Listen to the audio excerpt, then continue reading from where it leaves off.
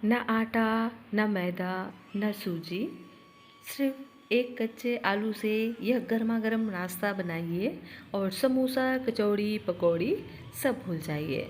जी हाँ फ्रेंड्स, आज हम सिर्फ एक कच्चे आलू से बनने वाली एक बहुत ही टेस्टी, क्रिस्पी, करारी सी रेसिपी बना करके तैयार करेंगे, जिसे आप इंस्टेंट तरीके से कभी भी बनाकर तैयार कर सकते हो।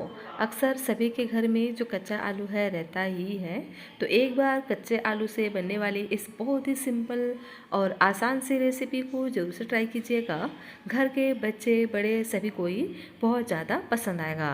एकदम ही यूनिक तरीके से इस रेसिपी को हम बना करके तैयार करेंगे कि एक बार अगर आप इसे इस तरह से ट्राई कर लेंगे ना, तो सच में यह रेसिपी आप बार बार ही बनाना चाहेंगे। तो चलिए फ्रेंड्स, इसे बनाना स्टार्ट करते हैं। Hello everyone, Ritu serial recipes में आपका स्वागत है। फ्रेंड्स, आज मैं आपके साथ सिर्फ एक कच्चे आलू से बनने वाली एक बहुत ही मज़ेदार सी गर्मा गर्म रेसिपी शेयर करने जा रही हूँ। तो रेसिपी अगर आपको पसंद आए तो प्लीज़ वीडियो को लाइक, चैनल को सब्सक्राइब ज़रूर से कर लीजिएगा और इस रेसिपी को अपने फ्रेंड्स और फैमिली के साथ शेयर भी ज़रूर से कीजिएगा। और यह रेसिपी आप कहाँ से बैठकर देख रहे हैं, प्लीज़ कमेंट कर कर आप मुझे ज़रूर से बताना। मुझे यह जानकर वाकई में बहुत ही ज़्यादा खुशी होती है कि मेरी रेसिपी को लोग कहाँ कहाँ से देख रहे हैं और क्या आपने इस तरह की कोई रेसिपी कभी ट्राई की है या नहीं, यह भी आप मुझे ज़रूर से बताइएगा। तो चलिए इसे बनाना स्टार्ट करते हैं। तो इस रेसिपी को बनाने के लिए मैंने यहाँ पर एक कच्चा आलू लिया है और यह आलू मीडियम साइज़ का है, देख ही सकते हैं। तो सबसे पहले आलू को हम छील लेंगे। छीलने के बाद एक बार आप उसको धो लीजिएगा। उसके बाद इसको हम ग्रेट कर लेंगे। तो इस तरह से छोटे वाले ग्रेटर का इस्तेमाल करके ग्रेट कीजिएगा, जिससे आलू के जो लच्छे हैं ना एकदम ही छोटे छोटे से तैयार होंगे, जिससे आपकी रेसिपी बहुत ही आसानी से तैयार हो जाएगा और एकदम ही लच्छेदार बन करके तैयार होता है। तो देख सकते हैं इस तरह से मैंने इसको ग्रेट कर लिया है और इसे ग्रेट करने के लिए इस तरह से छोटे वाले ग्रेटर का ही इस्तेमाल कीजिएगा। अगर आप इसे बड़े ग्रेटर से ग्रेट करेंगे ना, तो आलू के लच्छे बहुत बड़े बड़े हो जाएंगे और रेसिपी आपकी बढ़िया से नहीं बन पाएगी। लीजिए, आलू को मैंने बढ़िया से ग्रेट कर लिया है। अब हम क्या करेंगे, आलू को इसी तरह से इस्तेमाल नहीं करेंगे। आलू में स्टार्च होता है, जिसके कारण से नाश्ता अच्छे से नहीं बन पाता है। तो इसको हम धो लेते हैं 2 से 3 बार। इस रेसिपी के लिए आप कच्चे आलू का ही इस्तेमाल करके अगर नाश्ता बनाएंगे ना, तो बहुत ही बढ़िया नाश्ता बन करके तैयार होगा। और वैसे भी जो उबला हुआ आलू है हर वक्त नहीं रहता है, तो फटाफट आप इसे इंस्टेंट तरीके से कच्चे आलू से बना करके तैयार कर सकते हैं। वैसे अगर आप चाहें तो इसे उबले हुए आलू से भी इसी प्रोसेस से बना करके तैयार कर सकते हैं। तो आलू को हम बढ़िया से धो लेंगे और अच्छे से इसका सारा पानी निचोड़ कर इस तरह से ड्राई ड्राई सा हमें आलू तैयार कर लेना है, एकदम लच्छेदार सा। देख सकते हैं लच्छेदार सा आलू हमारा बनकर के तैयार हो गया है। तो अभी हम इसको इसी तरह से रख देते हैं। इसका इस्तेमाल हमें बाद में करना है। एकदम ही यूनिक तरीके से इस रेसिपी को हम बना करके तैयार करेंगे, जिसमें ना तो हम मैदा यूज़ करेंगे, ना ही आटा यूज़ करेंगे और ना ही यहाँ पर हम सूजी इस्तेमाल करेंगे। तो इस्तेमाल क्या करने वाले हैं, तो यहाँ पर मैंने लिया है पोहा और बेसन। जी हाँ फ्रेंड्स, अक्सर हम पोहा से तो एक ही तरह के नाश्ते बनाते हैं, तो पोहा और बेसन की यह रेसिपी को आप एक बार ज़रूर से ट्राई कीजिएगा।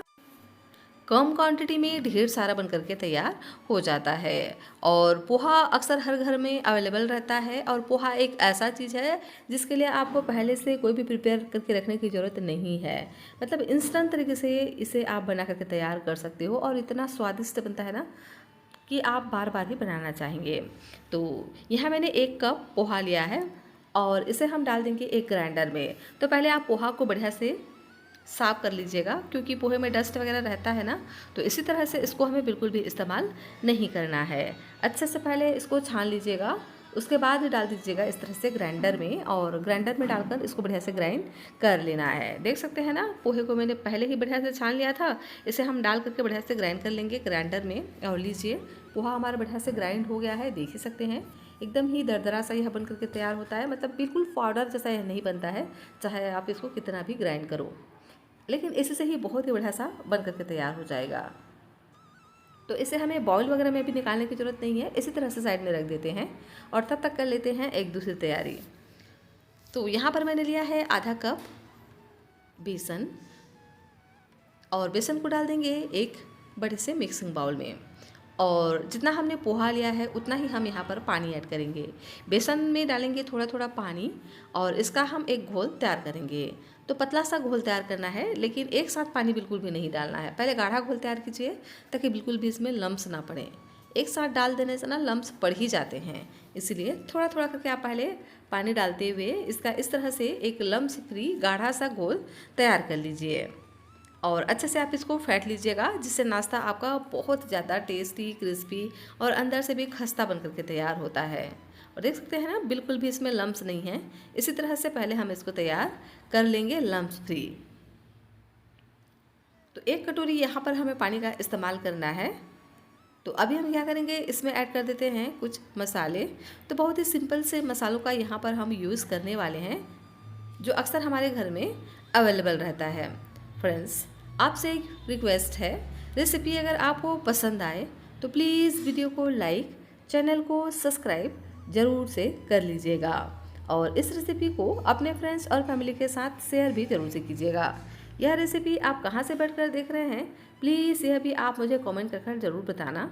मुझे यह जानकर वाकई में बहुत ज़्यादा खुशी होती है कि मेरी रेसिपी को लोग कहाँ कहाँ से देख रहे हैं। तो चलिए अब हम इसमें ऐड कर देते हैं कुछ मसाले। तो डाल देते हैं नमक स्वाद के अनुसार, कलर के लिए डाल देते हैं हल्दी का पाउडर। तो हल्दी का पाउडर बहुत ही कम यूज़ करना है, सिर्फ 2 पिंच जितना हम यहाँ पर हल्दी का पाउडर ऐड करेंगे।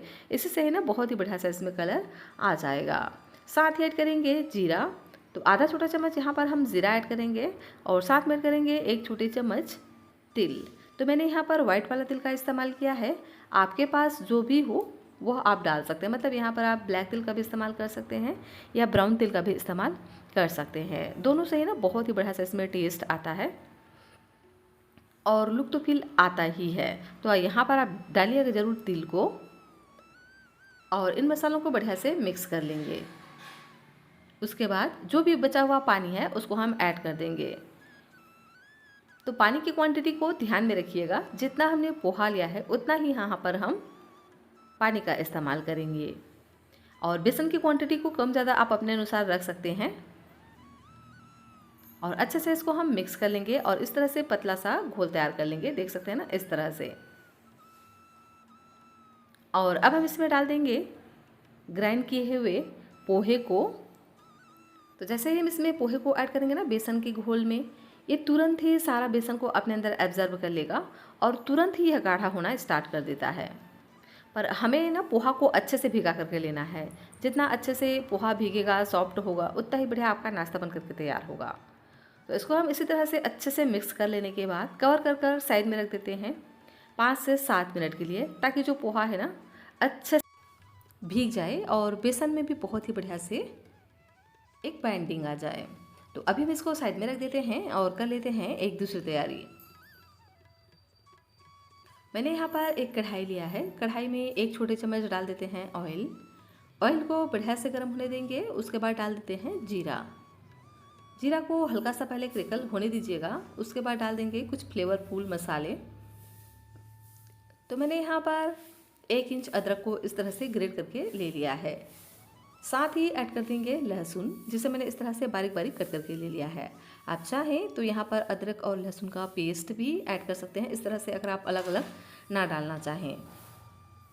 और तीखेपन के लिए डाल देते हैं हरी मिर्च। तो आपको जितना पसंद हो यहाँ पर आप हरी मिर्च का इस्तेमाल कीजिए। मैंने यहाँ पर 2 हरी मिर्च को इस तरह से कट करके ऐड कर दिया है। अब हम इन सभी चीज़ों को बढ़िया से भून लेंगे मीडियम आँच पर।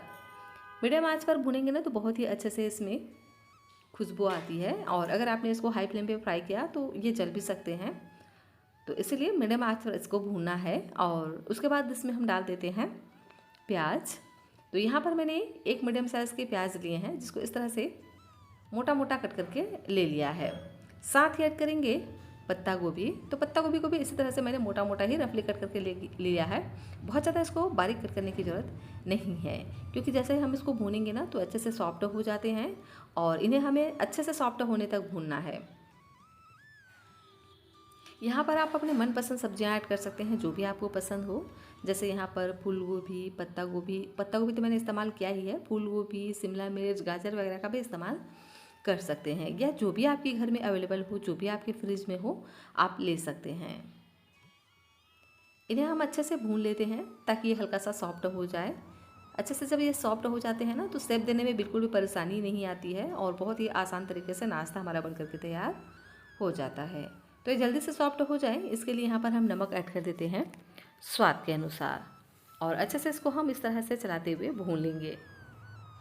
और इसके बाद जो हमने आलू को ग्रेट करके रखा था ना, उसको हम इसमें ऐड कर देंगे, और आलू को भी हम 50% तक कुक होने तक इसको पकाएंगे। तो गैस की फ्लेम को मीडियम ही रखिएगा, और मीडियम फ्लेम पे इसको इसी तरह से चलाते हुए आलू को हमें बढ़िया से भूनना है। पोहा, बेसन और आलू से बनी हुई इस रेसिपी को अगर आपने एक बार ट्राई किया ना, तो सच में आप इसके दीवाने हो जाएंगे। इतना टेस्टी और मज़ेदार बनकर के तैयार होता है कि इसे आप बार बार ही बनाना चाहेंगे। तो ज़रूर से एक बार आप इस रेसिपी को ट्राई करना, बच्चे बड़े सभी इसके फ़ैन हो जाएंगे। क्योंकि हमने यहाँ पर बेसन का भी यूज़ किया है, तो बेसन जिस भी रेसिपी में पड़ जाती है ना, सच में नाश्ते का जो टेस्ट है बहुत ज़्यादा बढ़ जाता है। खास करके इस तरह से अगर पोहा बेसन के साथ में बना हुआ हो ना, तो ये और भी ज़्यादा क्रिस्पी भी बन करके तैयार होते हैं। तो ये अच्छे से सॉफ्ट हो जाए, इसके लिए हम इसको कवर कर पकने देंगे। और लीजिए 2 मिनट तक मैंने इसको कवर कर पका लिया है, और देख सकते हैं ये अच्छे से पक चुके हैं। और आलू पकने के बाद हल्का सा ट्रांसलूसेंट दिखने लगता है। जब इस तरह से आलू तैयार हो जाए, उसके बाद यहाँ पर आप मसाले ऐड कीजिएगा। तो मसालों में डाल देते हैं आधा छोटा चम्मच धनिया पाउडर, आधा छोटा चम्मच भुने हुए जीरे का पाउडर, आधा छोटा चम्मच गरम मसाला, और चटपटा टेस्ट के लिए चाट मसाला ऐड करेंगे। इसकी जगह पे आप चाहें तो अमचूर पाउडर या नींबू का जूस भी इस्तेमाल कर सकते हैं। अच्छे से हम इन मसालों को भून लेंगे, जिससे जो भी इसका कच्चा टेस्ट है ना, वह निकल जाए। 2 मिनट के लिए मैंने इसको अच्छे से भून लिया है। अब मैं इसमें कलर के लिए हल्दी का पाउडर पहले डालना भूल गई थी, तो मैं अभी डाल रही हूँ। आप चाहें तो इसको पहले भी ऐड कर सकते हैं इन मसालों के साथ में, ताकि इसका भी कच्चा टेस्ट निकल जाए। अच्छे से जब हम आलू को इस तरह से भून करके लेते हैं ना, सभी मसालों को भून करके लेते हैं, तो बहुत ही बढ़िया से इसमें टेस्ट आता है। अभी हम गैस की फ्लेम को कम कर देंगे, और इधर देख लेते हैं। इधर देखिए, जो पोहा और बेसन है ना, बढ़िया से फूल गए हैं, और फूल करके एकदम ही गाढ़ा सा यह तैयार हो जाता है। देख सकते हैं, मैं आपको पास्ता दिखाती हूँ कि कितना अच्छे से यह फूला हुआ है। तो इसी तरह से इसको हमें तैयार कर लेना है, और अच्छे से इसमें बाइंडिंग भी आ जाती है अगर आप इसे इस तरह से तैयार करते हैं। तो अगर आप इसमें कोई भी चीज़ और बाइंडिंग के लिए नहीं भी डालते हैं ना, तो पोहा बेसन से बहुत ही बढ़िया से बाइंडिंग आ जाती है। तो अब हम इसमें डाल देते हैं इस पोहा बेसन को आलू के साथ में, और अब हम इन सभी चीज़ों को इसी तरह से मिक्स करते हुए भूनेंगे। तो पोहा को तो वैसे भी भूनने की ज़रूरत नहीं पड़ती है, यहाँ पर हम बेसन को बढ़िया से भून लेंगे, जिससे इसमें बढ़िया से बाइंडिंग भी आ जाएगी और सभी चीज़ें हमारी एक साथ मिक्स हो जाएगी, कि आपको अलग से अगर नहीं भी करेंगे ना, तो भी बहुत ही आसान तरीके से आपकी रेसिपी बन करके तैयार हो जाएगी। छोटी छोटी बातों को मैं आपके साथ शेयर करती हूँ, और इस तरह से आप भी इन छोटी छोटी बातों का ध्यान रखेंगे ना, तो आपकी रेसिपी भी बहुत ही बढ़िया से बनकर के तैयार होगी। सिर्फ 2 से 3 चीज़ों से बनने वाली सुपर क्रिस्पी नाश्ता बनकर के तैयार होता है। शाम की छोटी मोटी भूख हो, या बच्चों के लिए बनाना हो कुछ यूनिक, या एक ही तरह के नाश्ते से बोर हो गए हो, तो एक बार आप इस रेसिपी को ज़रूर से ट्राई करना। सच में बच्चे बड़े सभी को ही बहुत ज़्यादा पसंद आता है। पोहा और बेसन जब दोनों अलग अलग होते हैं ना, तो एकदम साधारण सी चीज़ होती हैं, लेकिन जैसे ही एक साथ मिल जाते हैं ना, तो बहुत ही बढ़िया सा यह नाश्ता बनकर के तैयार होता है, और एकदम ही स्पेशल बन जाता है। तो एक बार इस स्पेशल सी रेसिपी को बनाना तो बनता है, ट्राई ज़रूर से कीजिएगा, आपको बहुत ज़्यादा पसंद आएगा। तो अच्छे से हम इसको इस तरह से पकाएंगे, स्पैचुला को दबाते हुए, जिससे ये अच्छे से मिक्स हो पाएँ। और 3 से 4 मिनट तक मैंने इसको अच्छे से पका लिया है। इसमें बहुत ही बढ़िया से बाइंडिंग भी आ गई है, सब्जियां भी अच्छे से भून गई हैं। तो अब हम क्या करेंगे, इसको निकाल लेंगे एक बड़े से मिक्सिंग बाउल में, और इसको हम इस तरह से स्पैचुला से थोड़ा सा फैला देते हैं, ताकि ये थोड़ा सा ठंडा हो जाए। और 5 मिनट के बाद ये हल्का सा ठंडा हो गया है, लेकिन ये बहुत ज़्यादा अभी गाढ़ा लग रहा है। तो क्या करेंगे, थोड़ा सा पानी डालेंगे, ज़रूरत के हिसाब से, बस 2 से 3 चम्मच यहाँ पर आप पानी डालिए। अगर आपको ज़रूरत लगे तो डालिए, नहीं तो पानी डालना ज़रूरी नहीं है। और अच्छे से इसको इस तरह से मसल कर मिक्स कीजिए और एक डो की तरह इसको हमें तैयार कर लेना है। और ये हल्का सा इस तरह से हाथों में चिपकेंगे क्योंकि ये पोहा और बेसन से बन रहा है, तो कोई दिक्कत नहीं है। इससे से ही जो नाश्ता है ना बहुत ही बढ़िया तैयार हो जाएगा। जैसे जैसे आप इसको मसलते जाएंगे ये बिल्कुल भी हाथों पर नहीं चिपकेंगे। तो अब हम इसमें ऐड कर देते हैं चावल का आटा। तो सिर्फ 1 चम्मच यहाँ पर हम चावल का आटा इस्तेमाल करेंगे। वैसे ये भी ऑप्शनल है, चाहे तो डालें, नहीं तो इसे आप स्किप कर सकते हैं क्योंकि हमने यहाँ पर आलू का भी इस्तेमाल किया है, तो उससे भी बहुत ही बड़ा सा इसमें बाइंडिंग आ जाती है। अच्छे से हम इसको मिक्स करते हुए इस तरह से डो की तरह तैयार कर लेंगे।